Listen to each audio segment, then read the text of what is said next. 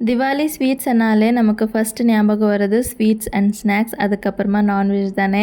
இந்த பண்டிகைக்கு வீட்லேயே குக்கரில் எப்படி சிம்பிளாக தம் பிரியாணி பண்ணுறதுன்னு தான் உங்கள் கூட ஷேர் பண்ணிக்க போகிறேன். ஃபஸ்ட்டு 2 வெங்காயம் நல்லா ஸ்லைஸை கட் பண்ணி ஆயிலில் கோல்டன் ப்ரௌன் கலர் வர வரைக்கும் ஃப்ரை பண்ணி எடுத்து வச்சுக்கோங்க. இப்போது 1 kg சிக்கனை நல்லா வாஷ் பண்ணிவிட்டு salt, ginger garlic paste, coriander powder, biryani masala, அதுக்கப்புறமா கரம் மசாலா, 2 பச்சை மிளகா, ஒரு கைப்பிடி அளவுக்கு புதினா, கொத்தமல்லி, 4 ஸ்பூன் அளவுக்கு தயிர் அண்ட் நம்ம ஃப்ரை பண்ணி வச்சுருக்க ஆனியன்ஸும் போட்டு நல்லா மிக்ஸ் பண்ணிக்கோங்க. மெயின் இதுக்கு வந்து மேரினேஷன் தான் ரொம்ப இம்பார்ட்டன்ட்.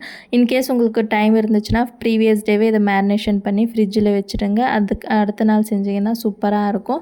டைம் இல்லைன்னா அட்லீஸ்ட் ஒரு 2 to 3 hours ஆச்சும் நல்லா மேரினேஷன் ஆகணும்.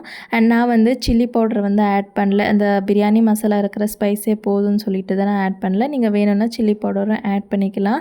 இப்போது ரைஸ் குக் பண்ணுறதுக்கு ஒரு பாத்திரத்தில் தண்ணி வச்சுட்டு ஹோல் ஸ்பைசஸ், புதினா, கொத்தமல்லி, உப்பு போட்டுட்டு தண்ணி கொதிக்கிறதுக்கு முன்னாடியே அரிசி போட்டு 70% வேக வச்சு வடித்து எடுத்து வச்சுக்கோங்க. இப்போ குக்கரில் ஆயில் ஆட் பண்ணிவிட்டு நம்ம மேரினேட் பண்ணி வச்சுருக்க சிக்கனை போட்டு நல்லா 5 நிமிஷத்துக்கு சாட்டே பண்ணிங்கன்னா நல்லா கிரேவி வந்து பிரிஞ்சு வரும். இன்கேஸ் உங்களுக்கு கிரேவி வரலன்னா ஒரு குட்டி கிளாஸில் தண்ணியை ஆட் பண்ணிக்கோங்க. நல்லா கிரேவி பிரிஞ்சு வரும். அந்த கிரேவி மட்டும் கொஞ்சமாக ஒரு பவுலுக்கு எடுத்து வச்சுட்டு இப்போ நம்ம குக் பண்ணி வச்சுருக்க ரைஸை வந்து ஃபஸ்ட் ஒரு லேயர் போட்டுட்டு அதுக்கு மேலே வந்து கார்னிஷிங்காக கொஞ்சமாக புதினா, நம்ம ஃப்ரை பண்ணி வச்சுருக்க ஆனியன் அண்ட் நம்ம எடுத்து வச்சுருக்கோம் இல்லையா கிரேவி, அதுவுமே கொஞ்சம் ஆட் பண்ணிக்கோங்க. சேம் இதே மாதிரி இன்னொரு லேயர் வந்து அரேஞ்ச் பண்ணிவிட்டு ஃபைனலாக மேலே வந்து ஒரு 2 ஸ்பூன் அளவுக்கு நல்லா தாராளமாக கீ விட்டுட்டு அதுக்கு மேலே டைட்டாக இருக்கிற மாதிரி பிளேட், கரெக்டாக இருக்கிற சைஸில் பிளேட் வச்சுட்டு நிறைய பேர் வந்து மாவு பிசைஞ்சு சீல் பண்ணுவாங்க. நான் அப்படியெல்லாம் எதுவும் பண்ணல. நல்லா வெயிட்டான ஒரு பாத்திரத்தை வச்சுட்டு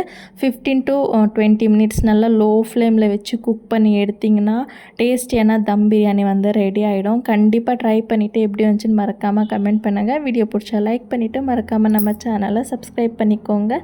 இன்னொரு இன்ட்ரெஸ்டிங்கான வீடியோவில் உங்களை பார்க்குறேன் ஃப்ரெண்ட்ஸ். டேக் கேர், பாய்.